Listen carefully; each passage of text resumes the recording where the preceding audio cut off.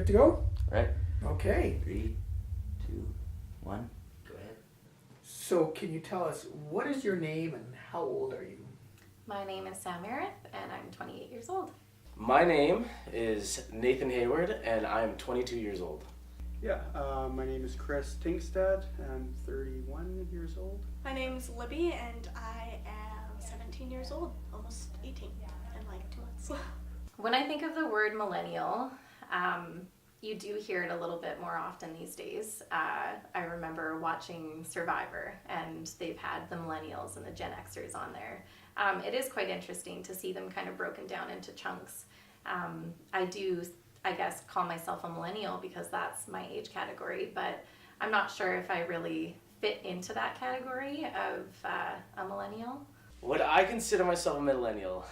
Unfortunately, yes. It means that I have a lot of patience.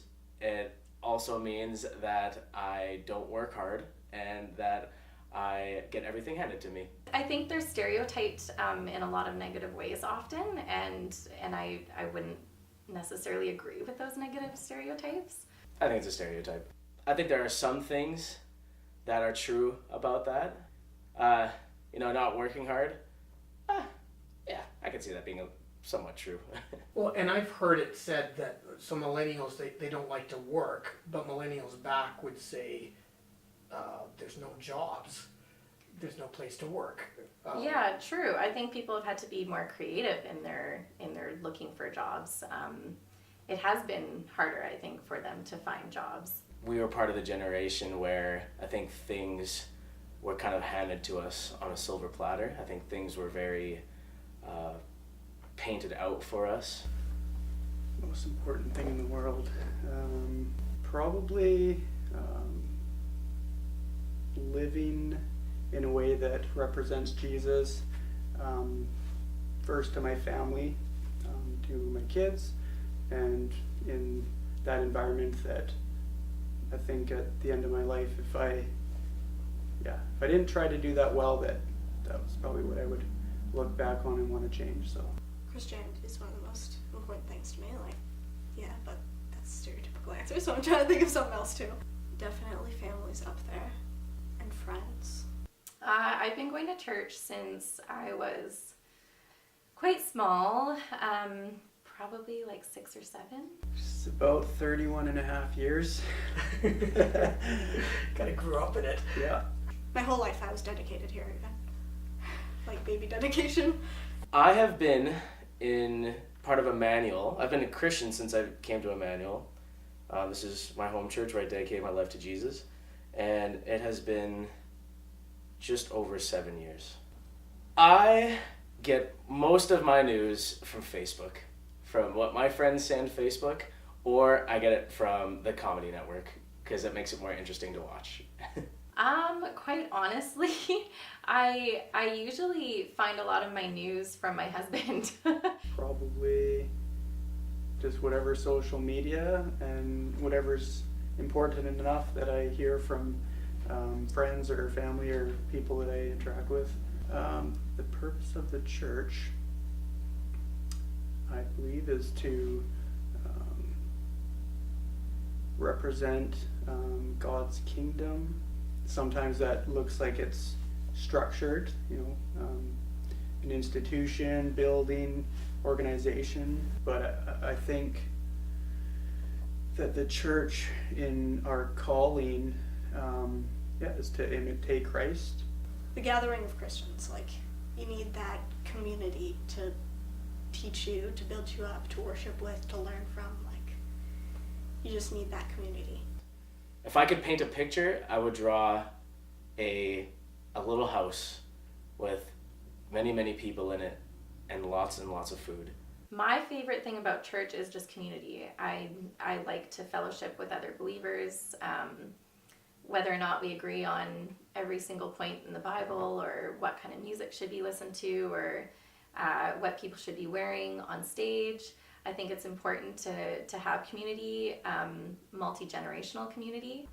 And so I think that's what it is, fellowship and family. When church is at its best, it would probably just be a family.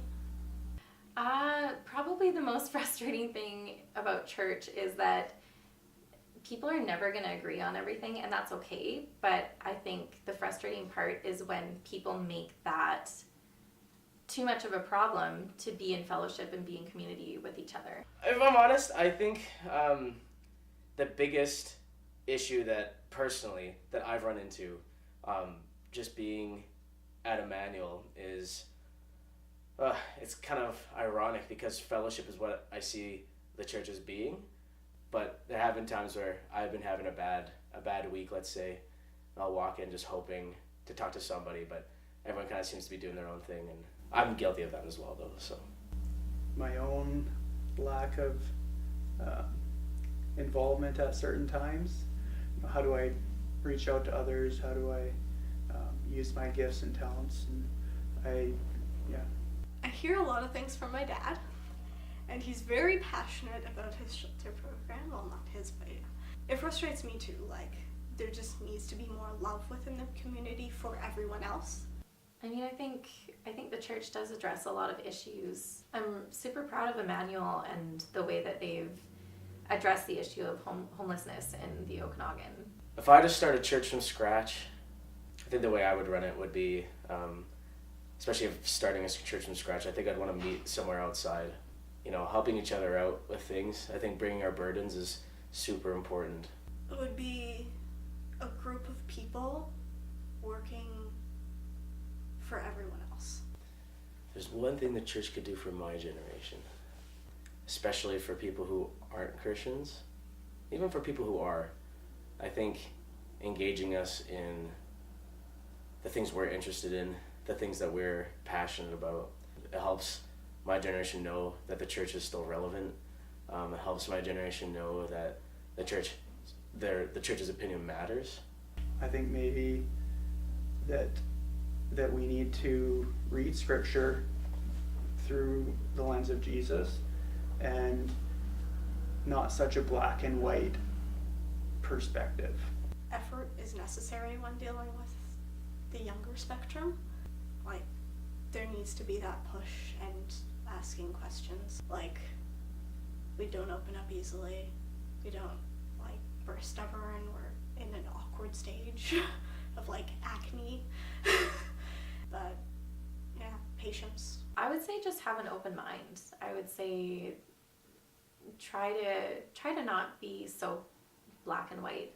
And not that any one generation is that way, but I think just as a whole, I think every generation needs to be more open-minded and realize that we don't know everything and we're never going to know everything, and remember to love people first before we decide to judge.